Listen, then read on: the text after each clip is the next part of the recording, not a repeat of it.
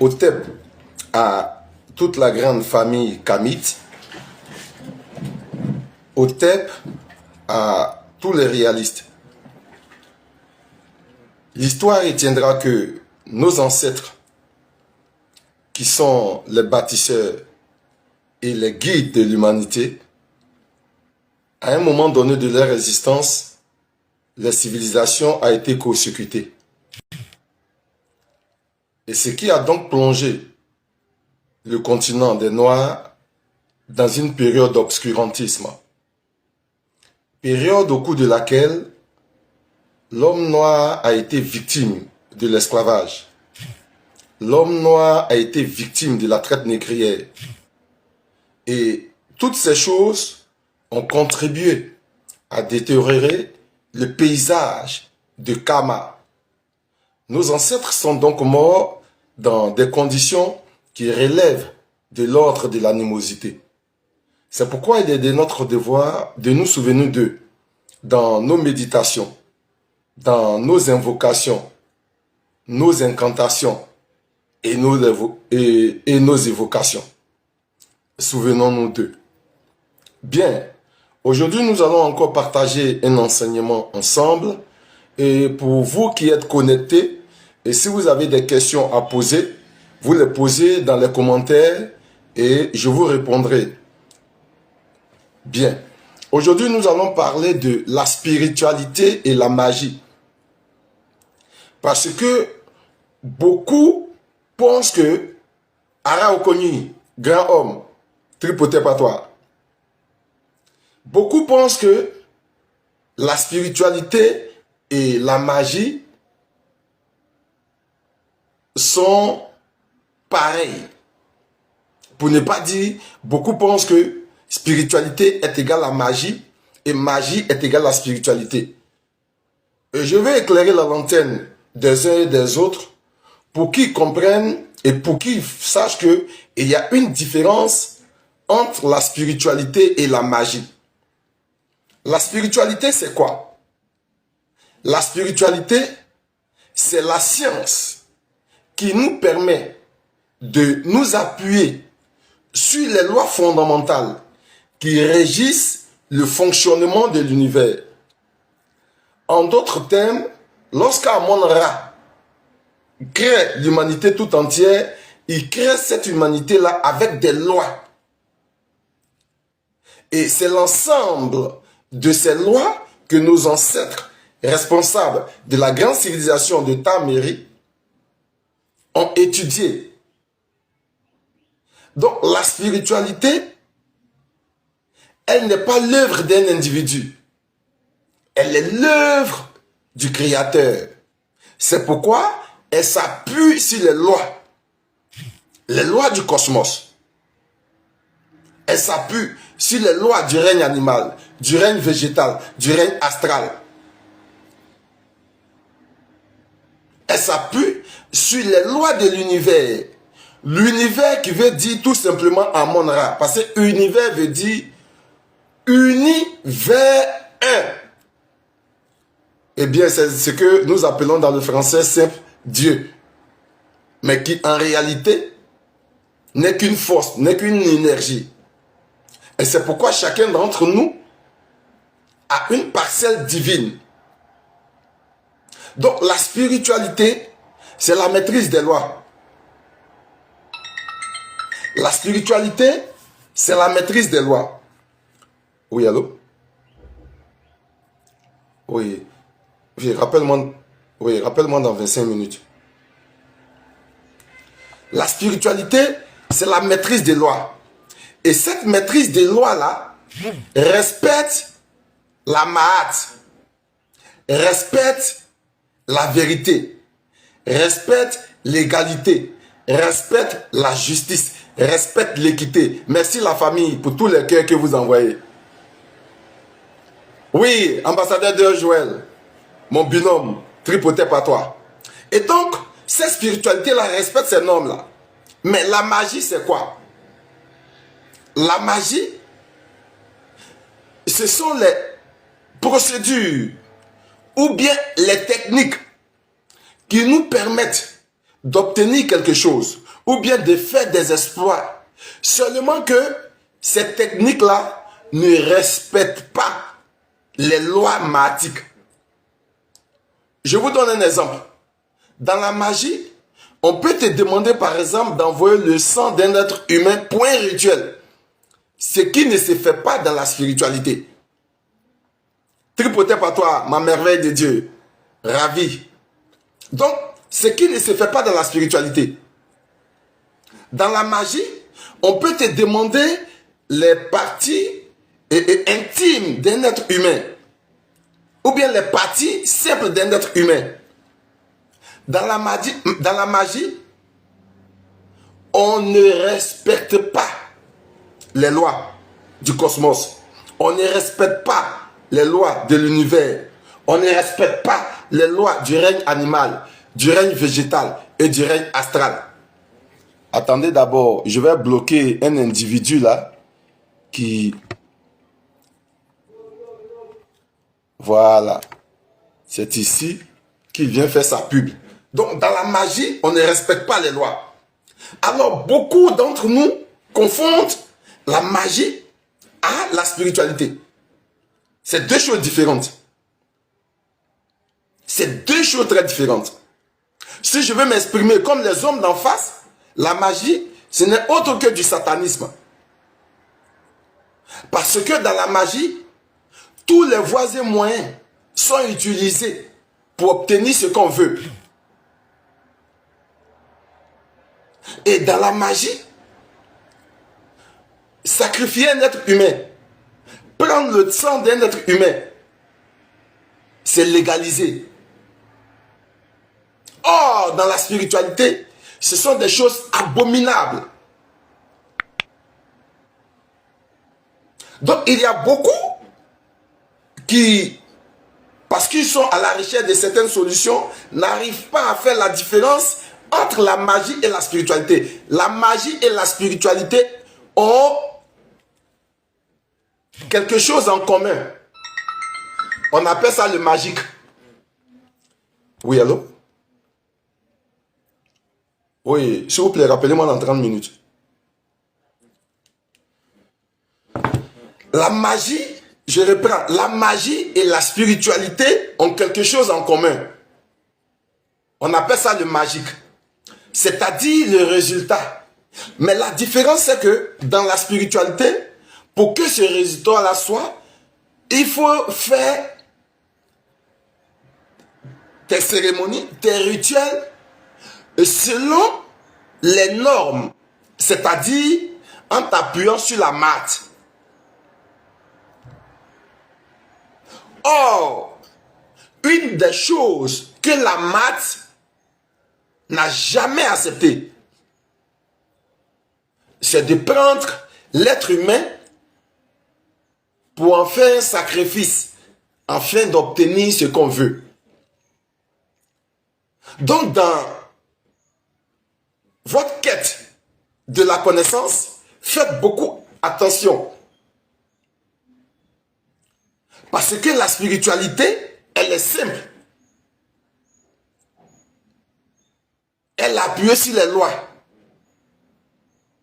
Lorsque le soleil se lève à l'est, et qu'à midi, il se positionne au milieu, et qu'entre 15h et 16h, il a une autre position, et à 18h, il a une autre position, nous comprenons tous que c'est la même rotation qui se fait chaque jour.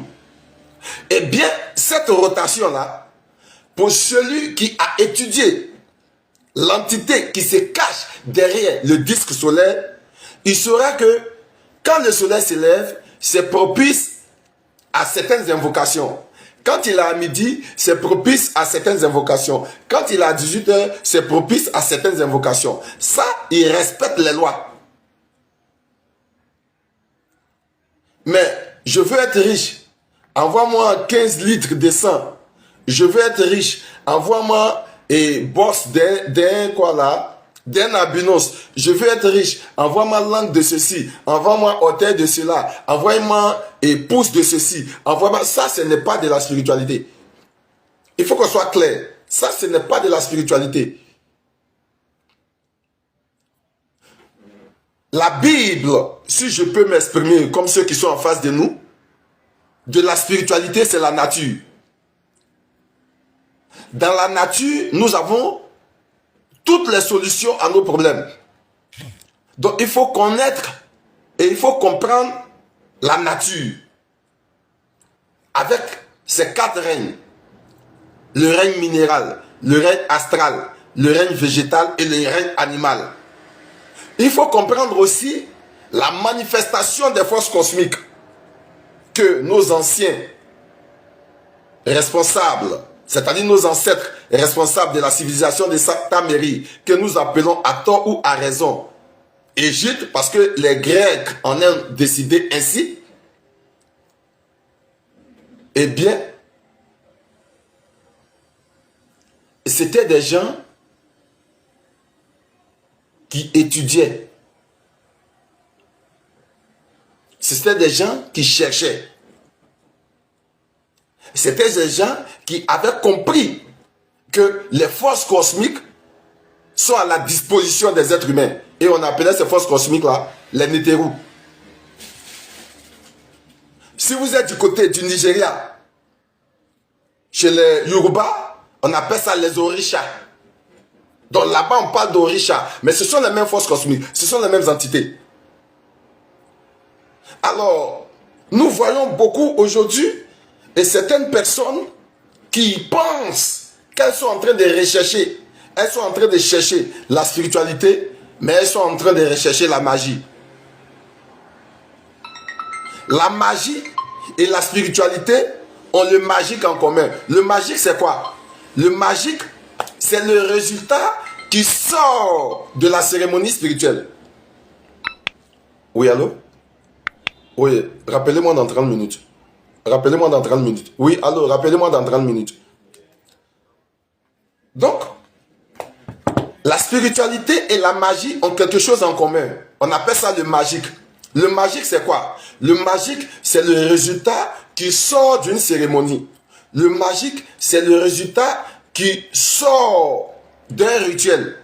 Donc, quand les magiciens font leurs rituels, il y a un résultat qui va sortir de là. Quand les spirituels font leurs rituels ou leurs cérémonies, il y a un résultat qui va sortir de là. Donc, c'est ce résultat-là qu'on appelle le magique. Mais pour obtenir le magique, il faut respecter les normes qui nous ont été léguées par nos ancêtres. Qui a été consigné dans ce que nos ancêtres de Taméry ont appelé la Mahat. Il faut respecter ces normes-là. Quand tu respectes ces normes-là et que ta cérémonie ou ton rituel donne naissance au magique, et bien sûr, le cosmos est d'accord. Tu es en harmonie avec tout parce que tu as respecté. Mais quand tu empruntes des voies qui ne sont pas académiques et que tu obtiens ton résultat que j'ai nommé le magique, alors en ce moment, c'est vrai que tu as obtenu le résultat. Mais ta manière, la procédure n'est pas du tout mahatique. Et cela est attribué, je pourrais dire, aux adeptes de ceux qui n'ont pas d'importance pour le respect de l'humanité et pour le respect de la dignité de la personne humaine. Et aujourd'hui, nous avons tous besoin d'argent pour évoluer. Mais ce n'est pas parce que nous avons besoin d'argent que nous devons courir derrière la magie. Nous devons plus rechercher la connaissance, le savoir. Lequel savoir, laquelle connaissance va nous permettre d'avoir un résultat dans ce que nous recherchons par le biais de nos libations, par le biais de nos invocations, de nos évocations, de nos incantations, de nos rituels et d'autres cérémonies. Nous obtiendrons ce que nous voulons. Nous ne devons pas être des adeptes de la magie. Mais nous devons être des adeptes de la spiritualité. Et cette spiritualité va nous donner un résultat qu'on appelle le magique. Je répète cette partie-là parce qu'elle est très importante. La magie et la spiritualité ont un point en commun. Ce point-là s'appelle le magique. Le magique, c'est le résultat qui sort d'une cérémonie. C'est le résultat qui sort d'un rituel. C'est le résultat qui sort d'une invocation, d'une incantation. C'est ce qu'on appelle le magique. Et la spiritualité, dans sa totalité, elle produit le magique. C'est-à-dire, j'ai un souci, je maîtrise les lois, je maîtrise la nature, je maîtrise ce qu'il faut faire pour que j'obtienne un résultat, afin que ce souci-là ne soit plus un souci pour moi. Alors ce résultat-là, il s'appelle le magique. Mais quand j'ai recours à la magie, qui ne respecte pas les lois du cosmos, qui ne respecte pas les lois de l'univers, qui ne respecte pas c'est-à-dire qui ne respecte même pas la dignité de la personne humaine, je ne suis plus en train de pratiquer de la spiritualité. Alors beaucoup d'hommes aujourd'hui ne sont pas des spirituels. Ils sont tout simplement des magiciens. Ils sont tout simplement des adeptes du mal. Parce que pour eux, ce qui compte, c'est le résultat. Peu importe les voies et moyens utilisés, peu importe la procédure, peu importe la manière de faire, ce qui compte, c'est le résultat. Nous, dans la spiritualité, bien vrai que le résultat est important pour nous, mais ce qui compte, c'est la procédure. Qu'est-ce que nous utilisons? Quelles sont les voies et moyens utilisés pour obtenir ce que nous recherchons? C'est ce qui est plus important pour nous. Sinon, en Abidjan ici, les gens ont l'habitude de dire, on peut faire ça, mais c'est parce qu'il n'y a rien dedans. On peut faire ça, c'est parce qu'il n'y a rien dedans. Et quand tu es un digne fils de Kama, et tu sais que tu es habité par une rage de restaurer la vérité historique, tu ne rentres pas dans ce genre de choses-là. Parce que tu sais que si tu te mets au travail, la spiritualité de tes ancêtres te permettra d'obtenir ne serait-ce que ce qu'il faut pour ne pas que tu aies honte. Ce qu'il faut pour ne pas que tu sois humilié. Que ce soit sur le plan financier, que ce soit sur le plan matériel, que ce soit sur tous les plans. J'en suis un exemple authentique. Quand je laisse mon église et je ferme tout pour embrasser le combat kamite, eh bien, en Côte d'Ivoire ici, on dit, j'ai lu l'heure. Ça n'a pas été facile pour moi. Mais je savais que la spiritualité pratiquée, telle que nos ancêtres l'ont voulu, ne nous permettra jamais d'être humiliés. Ne nous permettra jamais d'avoir honte. Même si nous ne sommes pas vachement riches, mes familles, ce qu'il faut pour gérer notre situation, ce qu'il faut pour gérer notre famille, ce qu'il faut pour ne pas que nous ayons honte, nous soyons humiliés, les ancêtres nous donnent cela. C'est pourquoi dans la spiritualité, nous devons aimer le travail, nous ne devons pas aimer la facilité. Parce que beaucoup confondent la facilité, comme je suis devenu spirituel, je vais m'asseoir, je vais faire ceci. Non. Il y a des gens par moment qui viennent me voir au cabinet, qui n'ont aucune activité, qui ne savent même pas faire quelque chose et qui ne pensent pas à faire quelque chose, mais qui disent non, je suis venu, il faut faire un travail pour moi, pour que ma vie change. Mais ta vie va changer dans quel domaine? Qu'est-ce que tu veux faire? Qu'est-ce que tu as déjà fait et ça n'a pas marché? Qu'est-ce que tu as envie de faire? Je ne suis pas un magicien, je suis un homme spirituel. Et tous les hommes spirituels ne sont pas des magiciens. Ce sont des gens qui étudient, qui cherchent.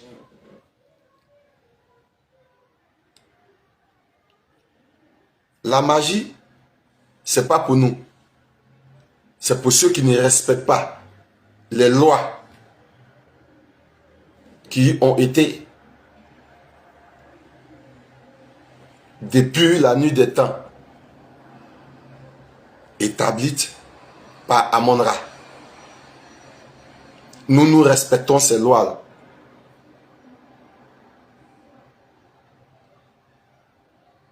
Nous respectons ces lois-là.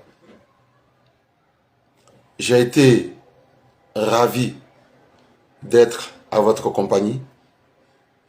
Pour ceux qui me suivent pour la première fois, je suis le guide spirituel Barakuta Twanga Imana.